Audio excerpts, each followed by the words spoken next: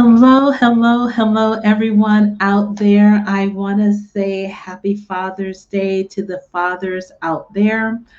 My name is Carla, and I'm your relationship doula, helping women and men bravely birth peace from the pieces of their lives. And I have my first male guest, and it's appropriate that it's on Father's Day. And I have Mr. D. Wendell Smith, who I'm going to let introduce themselves in a moment. But I want to just give a shout out to all the fathers out there. I know that sometimes you feel that you may get a bad rap, but I have to admit, I've known great fathers all my life. A shout out to my father, Lloyd Henry. A shout out to my husband, Zachary Lewis. I'm wearing yellow today just for him. A shout out to my father-in-law, been a wonderful example, W.J. Lewis, and then both of my grandfathers who are no longer alive, but I had wonderful examples of males, that J.P. Winfrey, and then I had my grandfather on my father's side of the family, that was Irvin Henry. I saw men who took care of their families and were there. So my experiences have been positive when it comes to men who step up and did what they were supposed to do. And I just want to say, guys, you don't have to be a great husband, or you may not be a great partner, but that doesn't mean you weren't a great dad. And sometimes I encourage women to look at things this way. Just because it may not have worked out with you and the father of your child doesn't mean he's not a good dad, he's a good father. So separate those two relationships. But please, Mr. Smith, and I'm going to call him Wendell, please introduce yourself to the audience. Good evening, good afternoon. My name is Wendell Smith. I'm originally from Virginia. I'm down here in Alabama. I'm a retired clinical social worker. With over 30 years experience, I work with couples, individuals, children, and it's indeed a pleasure to work with people and speak with them. There's always room to grow for us all. Thank you. That is so true. And you saw in my tagline, I had Wendell as a father. He is a widower, an empowerment speaker. And he was like, "You said that?" And I said, "Yes, I've known Wendell for over 30 years as well. And I have seen the ups and downs in his journey, in his life. He's seen the ups and downs in my journey as well. And I'm always encouraged when I hear him trying to encourage men, especially the young men, men who are in a different, maybe a more golden stage of life, about different things. And in many of our conversations, we talk about resources that we can have men have. And as I told you guys, I said, well, what's in your toolbox? Many times for Father's Day, men either get a tie or they get a power tool. And so Wendell and I have been having some wonderful conversations for the past few weeks. And one of the things that he mentioned that he is creating and developing is a toolbox for men. So Wendell, can you elaborate a little bit more for me, please? Absolutely. But before I do that, first of all, I want to give honor to all the men out there, to all the men, fathers out there. You are so desperately needed in the world. Gifts, your talent, what you bring, you are needed, indeed, especially in times. Okay. When I was speaking with Carla about a toolkit, we as men don't we love tools. Generally love tools. And when you think about matriculating or moving through life, wouldn't it be wonderful if at every stage of life you had a tool that you could pull out that would be a resource for you through that particular juncture in life, whatever the tool is.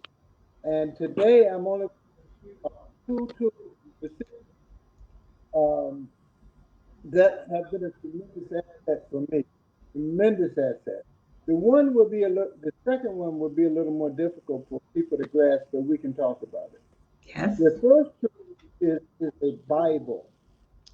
Now, I'm not talking about religion. I'm not talking about any particular church. I'm talking about having the Bible as a resource to answer some questions that you may not be able to answer.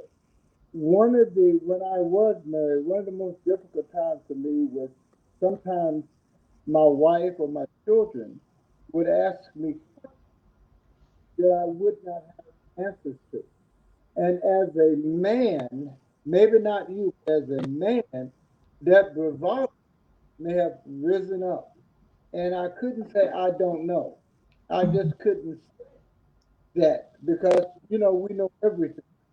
Well, at this stage in my life, I realize, there are a lot of things that you may not know. A real man will step up and say, I don't know. So wait, And before you move on with that though, Wendell, so are you saying that that was a challenge for you in in in the inability to say you don't know because you felt that as the male, as the father, that you should know these things? yes, it was. It was a Mm, challenge mm. because looking back, I could say, man, I could have done that differently. I could have answered that. I could have responded differently. And when we realize it's okay to know, it's okay not. What is not okay is that you don't know where you can go to get your answer. Mm. Because, Mm.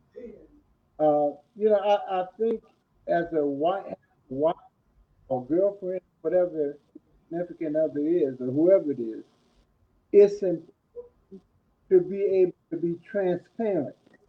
Baby, I don't know the answer to that. Mm. When we're transparent, we also become vulnerable. But what is it vulnerable to? It's actually a ability to increase our knowledge and to actually look better. Because if we say we don't know and they see us as being possibly vulnerable, but then to come back an hour a day, whatever it is, and say, I got you. I got the answer for you. How good will you look then?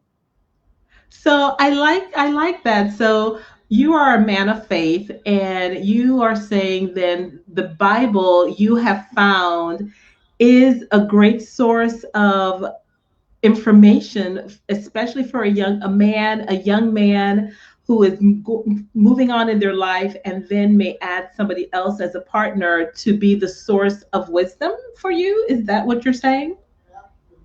Absolutely. When you see that, for example, um, people dealing, having come through the pandemic and all of that sort of thing, and we quickly believe what other people may say to us and about us. And I see people in general, spend a lot of time and energy and money in putting around upon us that say we are all of that. For Mm, example, it may be bags in a car, whatever the case may be, and we want those to design us. To define us. mhm, But the reality, they don't define us because of the lack of transparency. Everybody, we want to look like we're okay, but mm, you mm. I hear you, and the audience. You guys may be wondering why we're chuckling, but we are just. It just goes to some of the different conversations we've had privately, where we know that so many of us are putting on a facade, and you're just crumbling inside. And so, as a man who's been on that side of the of that false sense of or that false sense of certainty, we look back now and it's just like, what were we thinking? Why were we perpetrating that? And so one of the things I know when I talk with some of the women that I coach is the unrealistic expectation we have put on our males. It could be because of the media, what the media is portraying, that the men, six pack or this and that. And I talk to many women sometimes and I said, you're not being realistic in the kind of partner that you're looking for to share your life with. What you're wanting is not even a fairy tale. It's, you believe the stories that are being shown on TV and other things, and men of substance are just being overlooked. A person who may be a man of faith, who may not have a six pack, but truly wants to be committed in a relationship, is now overlooked because, as you said before, may not be driving the particular car that somebody is interested in. So I know you're going to give me your second tool, Yes, but on that, as a male, when the people that you've dealt with and through your own experience, do you perceive that there's been some unrealistic expectations for you as men? I do, and what I see when men get away from the crowd, when men will come into my office and have a seat, and they realize they're in a safe place. Mm-hmm. It's important to be in a safe place where they let some things go. Men would break down and say, "I'm so tired," because it's mighty broad shoulders that have to carry so much, Mm-hmm. and you don't have for everything you're attempting to carry. You Mm. have, you have. I used to hear young guys say, "I cannot be disrespected." I will not be disrespected. But what does that even mean? That's a good question.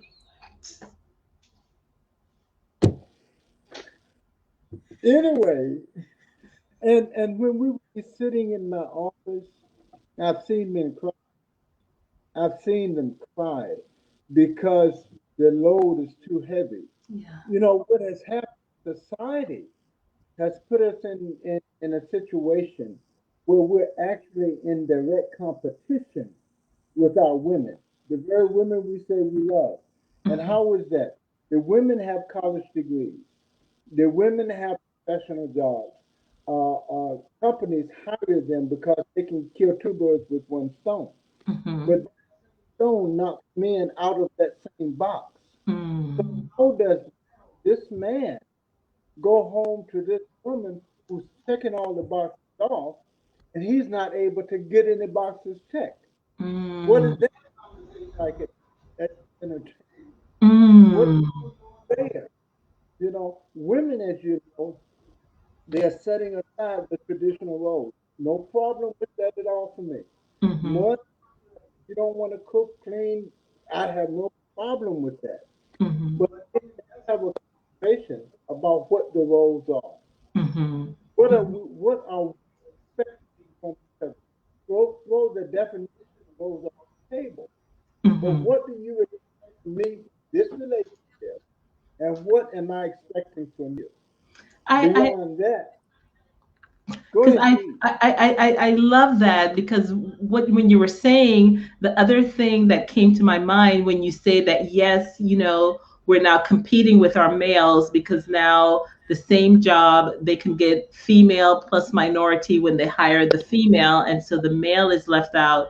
And then in addition to all of that, through the media and other things, now we have society and our own people afraid of our males. So now they are a casualty to violence in so many ways.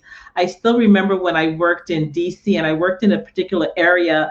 And I know some people were so concerned. It's like, you're working there, all these people, such and such. I said, these are my people. These are my young men. I said, why are people trying to make me afraid of my own people? And so I would go to work and I would speak. I grew up where I would where you speak. And so I would see the young man, I would speak, I would say, good morning, hello, how are you? and go on. But nowadays, we now, the other burden that faces our young men and men, our men of color, is now we look at you with suspicious, with some evil intent. And so, therefore, in addition to you now trying to provide for your family, you have an even more difficult time because you are looked upon sometimes, I'm not saying everywhere, but sometimes you're looked upon as an enemy, that you're out, you're supposed to be treated less than, that we're supposed to be intimidated by you when that is the case. So when you share about men coming to your office in tears because they're not sure how to show those emotions to their partners because they're expected to just deal with this. And so how do you help your clients when they come to you with that heavy load, because that's a lot for a man to deal with. One of the things that I would try to get men to do is to bring their significant other in with them, and we would have a conversation about how to have conversation. In other words, uh, sometimes women don't know how to speak Hmm. to a man who's not doing a particular thing, who's Hmm. not fulfilling the role. If he's not making 100,000 or whatever the number may be a year, uh, uh, sometimes women can look down on that and say, my friend or my girlfriend's husband, X, Y, and Z, is doing this, so you should be doing that. Hmm. One thing I have, Miss Carla, is that normal, there is no normal. Normal is what you decide is normal in your household. Whatever you decide in your house between you and your husband as normal. Maybe he comes home and cooks dinner every evening. That's normal for you. Hmm. And what I said, dysfunctionality is, is dysfunctional in its own unique way. No two families or two people are dysfunctional in the same way. Some people carry a bag. We see homeless people or people without homes all the time. Some people, I saw a man the other day with a dog out there at his homeless stop. He was unique in his own way, but he was so. We have to stop letting society define what is normal for us and take back control and decide what is normal I between love two people. that. Yes, Yeah, yes. that is so true because the norms from the 60s, the 50s, or even 2010 or 2000 are different. And we, if you come into a relationship expecting that, you could be disappointed. But as you say, being able to sit down and have that conversation to say, hey, I'm the one who's able at this time to get this position. And so you may be the stay at home mom, you may be the stay at home dad, you may be the one, whatever that looks like. And I like when you talk about normal is unique to each household. A couple the other day, a young man, they had gotten divorced after 35, and he found out that his wife just was never with him over 35 years, but Mhm. she because he provided certain things, whether it was a check or physicality or whatever that. And he said he found out later she did not enjoy the physicality, for example, that he brought to the table. Mhm. She was satisfied with his check or whatever it was. And so my point with that is people need to have a conversation. That's all I'm asking. Yes. Let's have a conversation about what we give and be honest with each other. If I can't give that, then maybe we don't need to, be together or whatever. And that's a good conversation because another conversation that Donnie and I have had in the last few months is when we talk about when somebody may get married, they may be too young to even know what they wanted in a marriage. And so when we talk about now having that conversation, because here is the lady who she was willing to stay in a relationship because she needed that stability. So I love that being honest with yourself as a male or a female to know why you may be in a relationship. Is it for stability? Is it for intimacy? Is it to escape a bad situation? And you think that this is a situation that's not as bad? Is it a situation to get out of your mama's house, out of your daddy's house? There's so many things, but if you don't have the conversation, somebody else may be thinking, or is it for love? You know, people could get married for that too. And so they may have love, but no money. And You know, a strange thing has come up on the front from what I heard a few years ago was that women, at least up in the DC area, were willing to share a man. wow. They were willing to share a man, and Mm, they didn't want marriage because some women, certain areas, certain women are very professional, and they have, they have the car, the house, whatever the case may be, and they may just want him for companionship. That's mm, what I want. Don't ask me about the finances, yet, and it's okay. Which mhm. comes up to the point, which is that men need a lifeline, Okay. a lifeline. And when I speak about a lifeline, I heard a pastor say this. There are things about me that I can't see that are hurting me. I need people in my life who are honest and who will tell me or show me where I'm messed up. Repeat that again. Say that one more time. There are things about me that I can't see that are hurting me. I need people in my life who are honest, who will show me where I'm crossing the line. In other words, if if if you see me with my woman, and I don't mean to just narrow it down to that, but if you see me with my woman and or my lady, and we're out in public, and I'm always putting her down, or I'm always making some smart remark, everybody at the table may be laughing, but the woman may be hurting, and you, as my friend, I need to tell Wendell, you need to check that, man. Mhm. You need to check that, even with our children, whatever it may be, because you've heard the expression, hurt people hurt. Yes. Yes. So because because we're not transparent again, we can't say do this. Anyway, Now, go ahead, please. because I like when you say that, and so because your first tool was the Bible, having that as a guide because it has words of wisdoms and references that you can use, and I know Psalms and the Proverbs are excellent life lessons in addition to other things. So now you're saying your other tool that you recommend for men is to have someone who will be that lifeline and what hold them accountable or keep them in check or something like that. Not keep them in check necessarily, Mm-hmm. hold them accountable. Men so often don't, I say the men, people sometimes don't want to be accountable to anyone. We want to do our thing and at the end of the day not be accountable. And that's not good.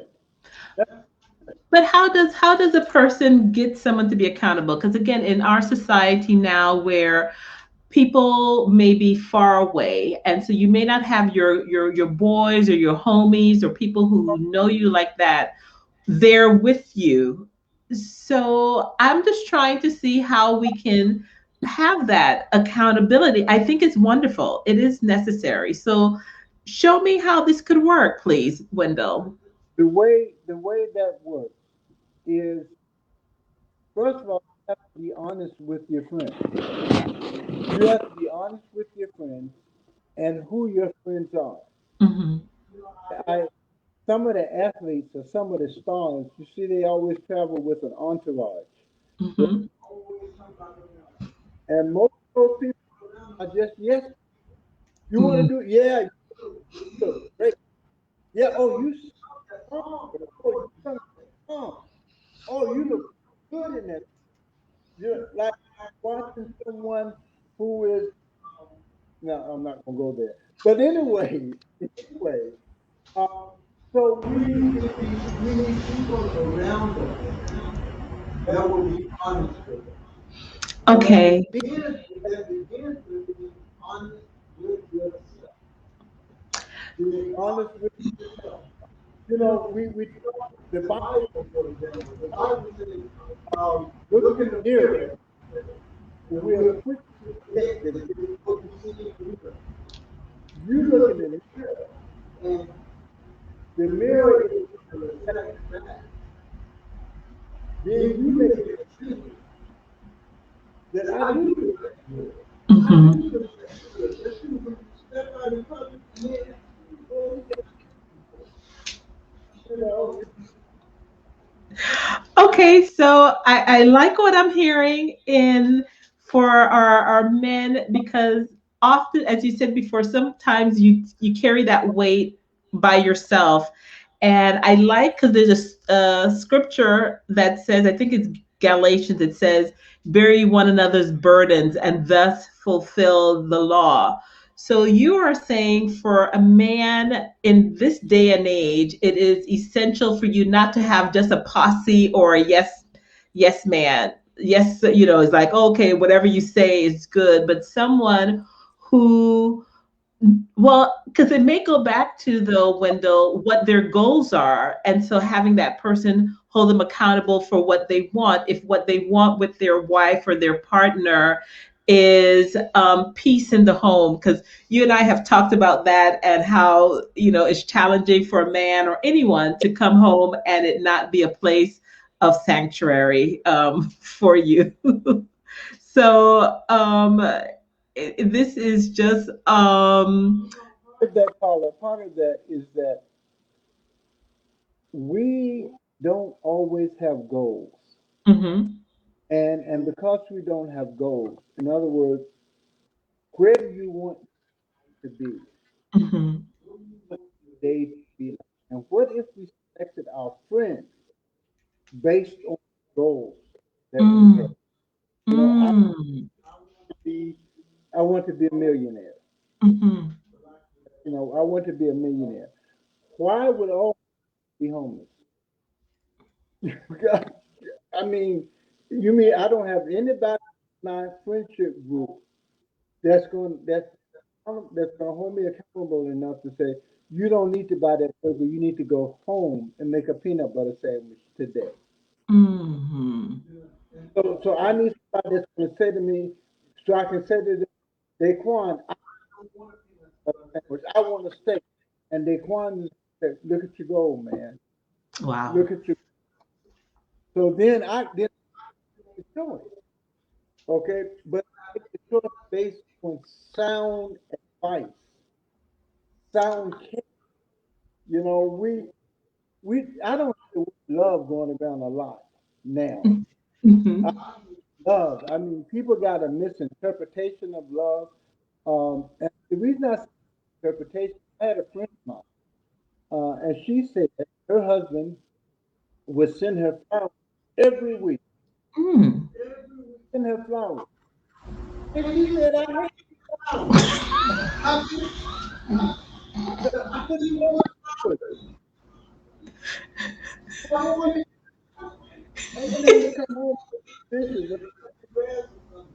He didn't need flowers." And the man never again because the flowers would come out every week. Oh, And wow. she would put them in water.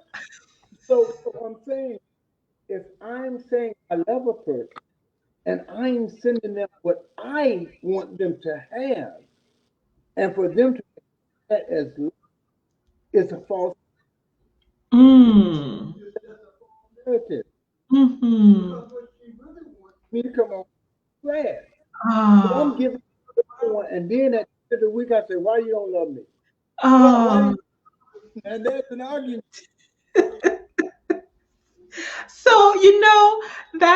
so that is so good, Wendell, because what you said helped me in the thought process that I encourage with my clients now. It sounds like you do it those, and it was something that I didn't do when I got married. I never thought to do that, but have relationship goals, to have goals in the marriage, in your relationships, so you knew where you're heading, you knew the direction you wanted to go. And so, therefore, if you have that lifeline that you've been talking about, it's wonderful because you've shared with them, with your homeboy, to say, these are the goals I want to do. Your goal could be, I want to make sure that my spouse keeps her joy and her effervescence.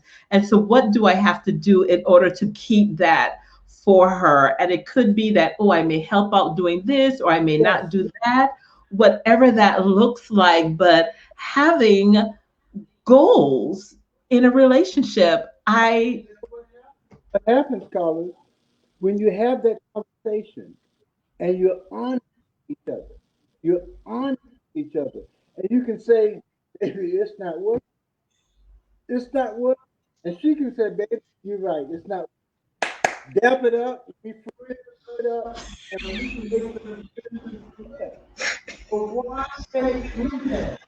And Mhm. everybody's lying to each other because Mhm. now I get hurt when you, Paula, when you don't put the flowers that I send you every week in a flower, that hurt, but I don't care. That's why I said there are some things about me that I can't see that are hurting me.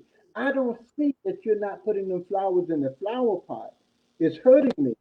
But my body is responding. My Mhm. mind, that voice you hear, oh, she ain't right. No, you, Yes, those conversations that we have back and forth. you're on the private committee going on, right? Right. That we are having, to the detriment of the relationship, because And Charlie, what happened? One morning, we both wake up in the bed. We both wake up, and I said, "Good morning." You said, "Well, why don't you go tell your mom good morning?" Oh, sorry, I digress. I digress. no, no, no. It is what many men and women are having. I had a client who said to me the other day, she says, we're doing this couples coaching, and we're going to work on learning communication styles. And she says, yes, but I think, I said, well, what is the concern? She said, well, I think he lies. And I said, well, the truth is that many of us can't handle when they tell us the truth. And so, therefore, they're in a catch 22. And so they lie. And so she paused, and I gave her an example of what it is. And so, many times for our men, again, talking about our fathers, we do put you in a very lose lose situation, because we ask for your opinion. But if you say something contrary to what we want to hear, we're going to just like, oh, you don't love me, you don't care about me. And so you guys go into the doghouse. So I want to apologize for all of us women who have done that to you. We ask you, do we look fat in this? And so you lie and say no. And Now, we, follow what happens. The children that we have, or the natural observer. One time, my wife and I, we went to church. We were not Christian church, but we, by the time we got to church, we hated each other. Hated each other. But we walked in the church, "Hi, how you doing?" So good. And the children that we have see this. So there's a generation that comes up behind us, and they silently say, "I love my dad, great people, but I don't want what they have." oh, that you said a word there because I know sometimes many of us are thinking, well, oh, the other generation, they're not for marriage and something's wrong with them. But you make a valid point when, for some of them, they saw dysfunction in the family where the parents really didn't like each other and they saw this and they don't know why they stayed together because again there was a generation who didn't believe in divorce, so they were going to be miserable till death, to their death. And the children, as you say, are the casualties because in their mind they're saying, I don't want any of that. Yes, Oh yes, my. yes. Yeah. Oh, children, please forgive us. Oh my. Yeah. And when they say they don't want any of it, it is because psychologically, children do not have words all the time to interpret what they see. Hmm. So, so if they mom, dad disagreeing or whatever the case may be, they may not have the words in their brain to say that's a disagreement. So they have to come up with their own definitions of things. Hmm. Their definitions are few. You Hmm. know, their textbook definition. They just say, well, I don't know part of that. Yeah. So, that they men, whatever, that they Hmm. choose to date are just so far off the chart of what we consider should be okay. Hmm. But they what they've been growing up with as their own interpretation. See, That's good. That's good, Wendell. And because when you say that, it makes sense for some of the men you may see and some of the women I see sometimes. Because how do you change that narrative now? You may have seen an example that wasn't the best example. And so now when you are true, you may be trying to be in a relationship with your male and you may be being passive aggressive and you may not even realize how detrimental that is because that's just something you may have seen mimicked by your mom who may not have been able to get her way, so she was kind of um, undercover or sly, and yeah, or we learn to make those little digs at people and our partners when it's just so detrimental to the relationship. And I know I tell women all the time it's possible to relearn how to interact with someone. It takes work, but we can relearn how to affirm each other and have a disagreement without me hitting below the belt, without me bringing up things you did 5 years yeah. ago. I had a question for you that you went by kind of quickly. When you are 18, 20, 22, 25, whatever, and you're choosing a partner, whether it's a boyfriend or a life partner, and because he because he's coming through, he's filtering out his own feelings, his own, he's deciding that that he's going to be with this one woman the rest of his life. That's what we are saying.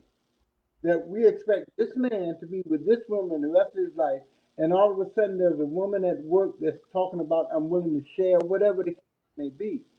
So when they start out at 15, at 20, 25, whatever, and now they're 40, 45, their needs have changed. Mhm. Their needs have changed. His needs and her needs, but neither one of them had talked to each other about it. Mhm. Mhm. Yeah, So the that's it. Mhm. you him going out of the house smelling great with nice suit, but he doesn't work in an environment that requires what's up. And she Yes. goes, but they're not conversing. So my go ahead, please. No, so what it's because what one of the things when you say that is that art of communication, and we may not have been equipped when we were younger, and learning that now because talking about that and divorce, I say to some of my clients who feel as though they failed because they got a divorce, and I said, that's not a true statement that you failed because you had a divorce. I like to equate things to food. Just because I like mangoes, if I ate a green mango, it doesn't mean I'm going to throw away the mango. But if I ate it and it gave me a tummy ache, I know that stuff was green. Some of us, when we got married, we were green. It wasn't a ripe, you weren't mature enough. And so, yes, you may call an end to one particular relationship.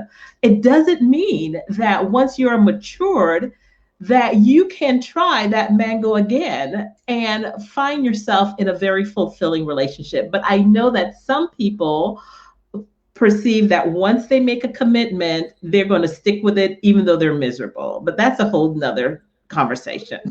Key things for the whole thing is you must connect with, we're talking about relationships, and we are. You should even interview, um, before you take someone on as a close friend or allow them to, are they going in those same direction? When you give point to the fact, can I feed into this person's life? Can she or he feed into my life? And if they can't, then you may want to have them in a particular position. That's not to cut them off. Mm-hmm.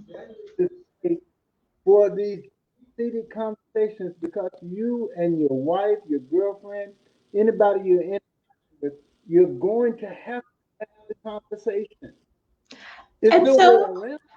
okay, I'm going to put you on the spot, Wendell, and you could tell me, Carla, we're going to pass on that or not. But so we're talking about communication and where we are in a relationship. Most young men, when they're younger in their 20s, they may still have this issue when they're 50 or so, may just want a physical relationship with a female. And so therefore, they may not be ready or looking for any commitment then, whereas a female may think it's differently. How can you have a what because I like people being honest, and I want to let young men and young women out there know that many times, because you mentioned initially that your Bible was one of your toolkits, and I recently was aware of this one young man. Well, he's not a young man, but he got married. He was really young because, again, they use that scripture in the Bible: "Better to marry than to burn."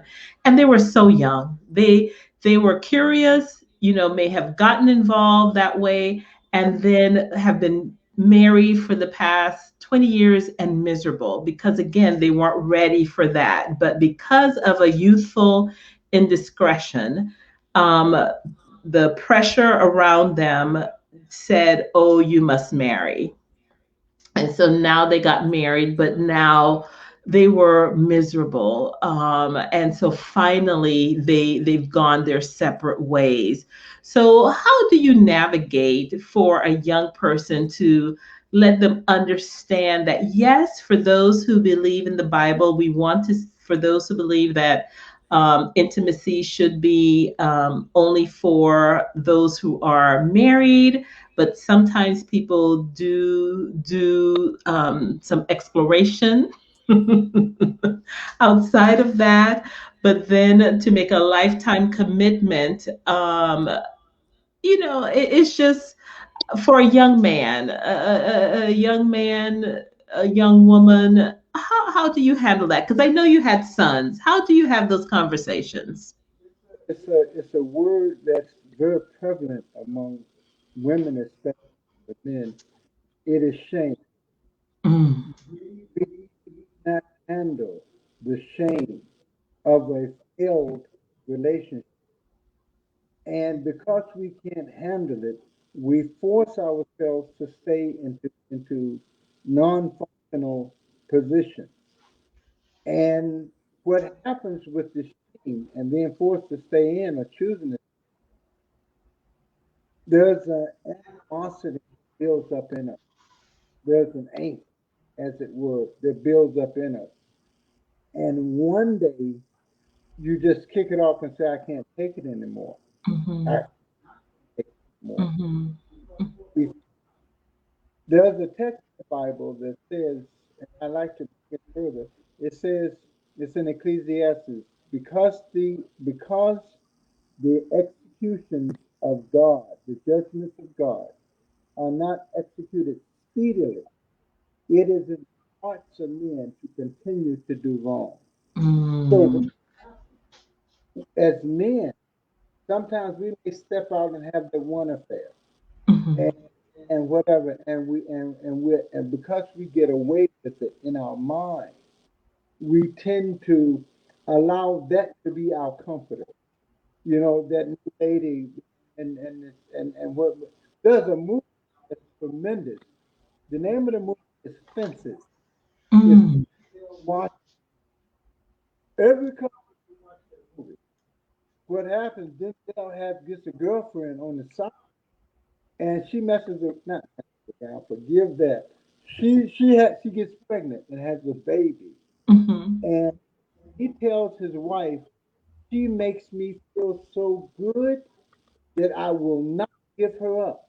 Mm. And then some comfort in outside of the marriage, but that's not the way it was supposed to be. Mhm. Men coming together, working, marriage, relationship. Don't even call it marriage. Just living together. You know, there's other things we get about living together. I can get up and go home anytime. But how many Mhm. times do you go home? Mhm. People get up and go home with somebody else.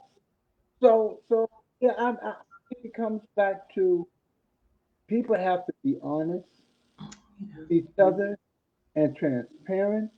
And if she, you know, like in that sing song, we're gonna do it all night. We're gonna make love 4 hours. I mean, it sounds great. It sounds great. Maybe, but I don't know many people that can do 24. So if people would just honest and say, baby, I got an hour, I got 20 minutes, whatever. Yes. Yes. That's Mhm. just and working through. And Uh, honest enough to say, this is not working. uh, because one of the common thread that I hear you sharing, and I really love, is learning to be honest. And sometimes you may have to have someone help you work through that, because it's something that we're taught to lie. We're taught to just, I it is so. But again, how do I do that when you may have a man say, "No, I can't be honest with my woman. She go put me in the doghouse. She's gonna withhold affection from me. She's not gonna do this and that if I am honest." So it And does take time and practice. and she may put you in the doghouse. Mm-hmm. She may put you in the doghouse. But the honesty part, I told my wife years ago because she would get angry and speak to me for weeks. And I told her somewhere down the line, all silent treatment ain't gonna work.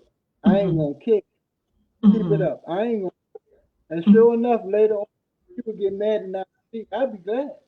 Don't talk.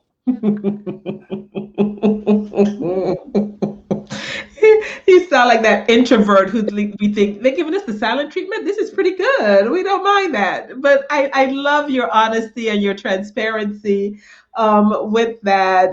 Because, guys, Donnie is a widower now, though, but he's just talking to us from his years of experience. That's just real. That happened in his own relationship So, as well, so too. if you're not honest and don't have that conversation about what is not working, Mm-hmm. baby, it's not working. And Mm-hmm. it may come where we have to separate for a season or Mm-hmm. for a Mm-hmm. you know, I may need some time to go get myself, but separate for a season to get yourself together is not another woman, another man. Mm-hmm. It is serving yourself about this woman or this man and Mm-hmm. being honest. Because Mm-hmm. I've never seen it there. Whenever another person comes in, it don't work. I could again, as you say that, somebody always say, right, the grass, you just have to cut grass on the other side. So again, having another one is just a matter of still learning what the communication style is and what that Yeah, looks like. And so we can think that we're dodging um, somewhere else. But the key thing that for the toolkit, as Wendell is saying, is learn to communicate. So I'm going to give a shameless plug for me. I do a DISC assessment, and that helps me. One of the things I do for my clients, especially with my couples, I give them the DISC assessment, the Maxwell method of DISC, to find out their communication styles. Because so often we may communicate differently. And so you may take my silence as me not caring, but I may communicate it in a different way. So learning what that is, you can stop getting in your feelings sometimes and think, oh, he's not listening to me. He doesn't care what I'm saying, when he may care, but he's showing it and communicating it in a different way. And we Carla, is need to be mindful. Uh-huh. that the same as the love language? No, this is different from the love language. This is different from the love language. The love language is the one by, I think, Gary Chapman, that talks about it could be acts of service or Yeah, those different things. That's the love languages. No, the communication style is um, you have your dominance, your influence, you have those that. So it's a different one, but just knowing what that looks like, it's just wonderful. A different tool there. But we have a few more minutes, and guys, thank you guys who've been tuning in. If you have any questions, you could definitely put it in the chat. Those of you who are listening on your replay, I'm going to put Wendell's email here. So if you have any questions or you want to get in touch with him, and you need a speaker for your men's group, if you need, or for your small group, he is available to, so definitely contact him. Heart Minds Connection at iCloud.com. One of his joys is to just really help men. He's been in your shoes before, where he he should have, he should have surrendered, or he should have, moved forward. And so he will help you through your journey as for a young man, because again, wisdom is there. So Donnie, what are any takeaways? I know I kind of steered us in a different direction, but any the, takeaways that you wanted to share with the audience? the takeaway is that you do have to suffer alone. You have to be able to reach out to someone, talk to someone. And I'm not a big therapy person, as much as no need to come in and out to the therapist. That's what I'm saying. If you want to talk to a doula, talk to someone.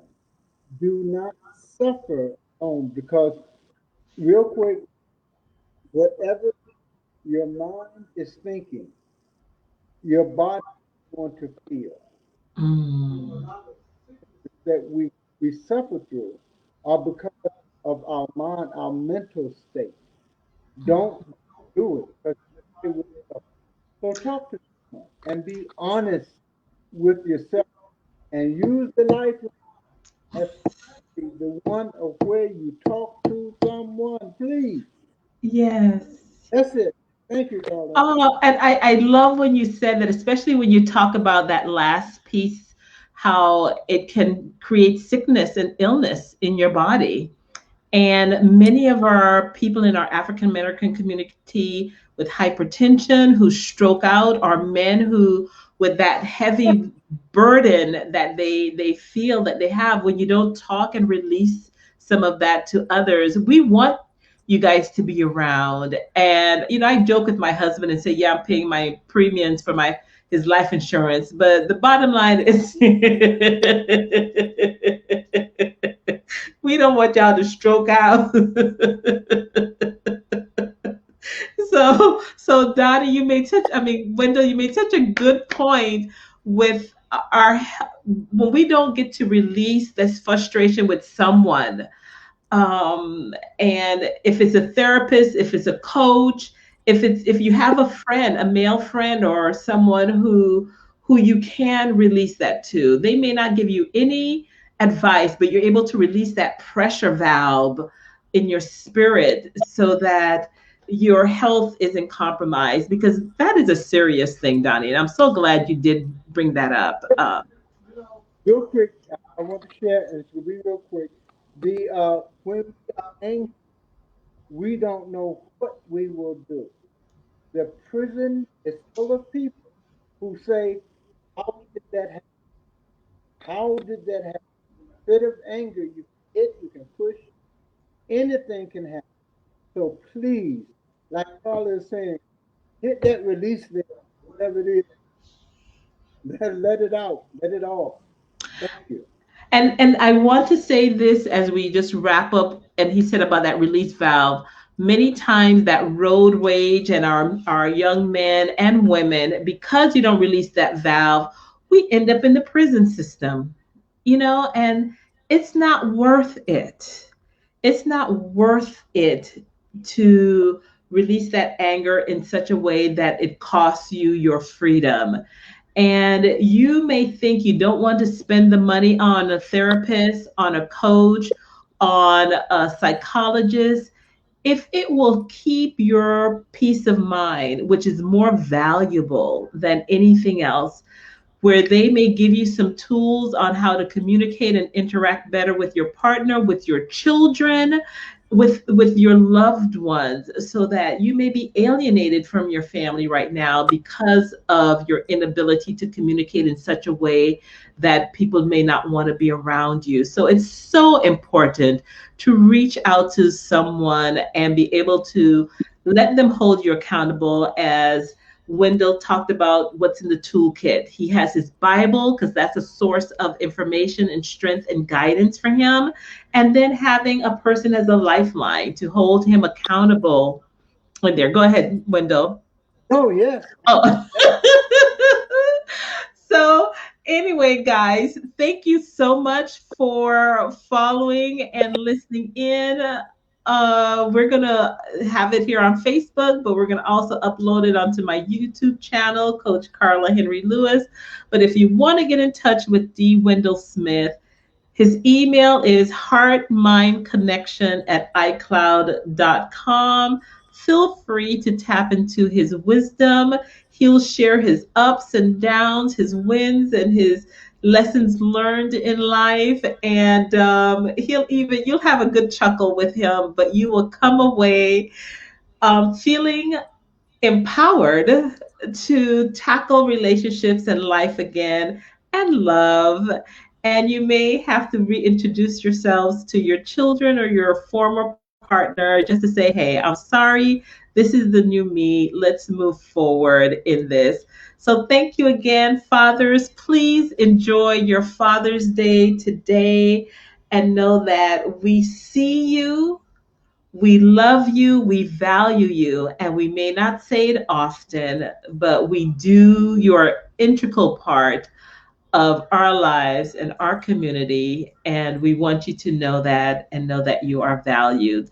Thank you again, everybody, and you guys have a great rest of the day. Bye bye. Thank you.